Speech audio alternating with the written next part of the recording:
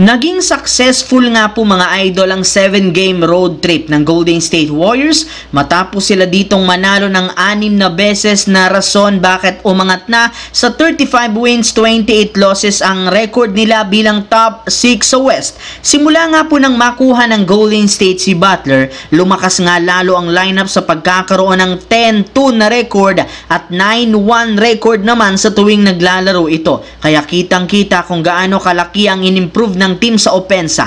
In fact, as of now, sila ang number 2 team sa may pinakamagandang defensive ratings at napaka-unpredictable ng opensa since hindi na sila umaasa masyado kay Stephen Curry. Kaya pinapanindigan ng Golden State ang plano noon na maiwasan ang play-in tournament. Pero hindi pa rin naman sila nakakasigurado dito na mananatili nila ang kasalukuyang pwesto dahil nakadikit pa rin sa kanila ang Minnesota Timberwolves at ang Los Angeles Clippers. Samantala, sa pagkapanalo nga ng Los Angeles Lakers laban sa Knicks na extend sa 8 games ang winning streak na siyang rason bakit umangat na sa 40 wins, 21 losses bilang top 2. Sila rin naman ang pinakamainit na team ngayon sa buong NBA sa pagkapanalo nila ng 20 beses sa nakalipas na 24 games. Lingid nga sa kaalaman ng lahat, ang 8-game win streak nga ngayon ng Lakers ay siyang pinakamahabang panalo ng prangkisa simula 2020. Impressive rin naman ang kanilang mga nakuhang panalo since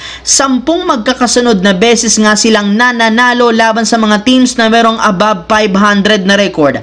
At higit sa lahat, sila ang best defensive team simula January 15. Kaya hindi na nakapagtataka bakit pinaghahandaan sila ng ibang mga teams kagaya ng Boston Celtics na siyang sunod na kakalabanin nila. Mismong si Jason Tatum na ang nagsabi sa media, aminado ito na hindi siya makapaghintay sa Lakers lalo kina LeBron at Luka upang harap-harapan niyang malaman kung gaano kalakas ang lineup na ito. Alam nga po niya na ang Lakers ang isa sa pinakamainit na teams kaya kapag nanalo sila dito, magkakaroon ng team ng napakalaking momentum.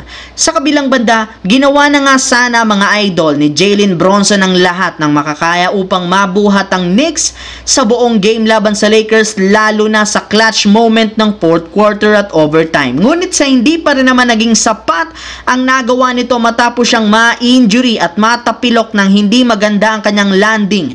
Simula nang umalis ito sa game at bumalik sa locker room paika-ika at hindi na nakasabay pa ang Knicks sa overtime na rason ng pagkatalo. At sa pagtatapos, may ilang mga miyembro nga ng Knicks ang nagsabi na ankle sprain nga daw ang natamo nitong injury at hindi rin naman ganun kalala. Pero sa kabila niyan, expected pa rin naman at inaasahan ni Coach Tom Thibodeau na mawawala ito ng kaunting panahon. Ibig sabihin, siguradong hindi ito makakapaglaro sa pangalawang game ng kanilang back-to-back laban sa Clippers at maging sa mga susunod pa.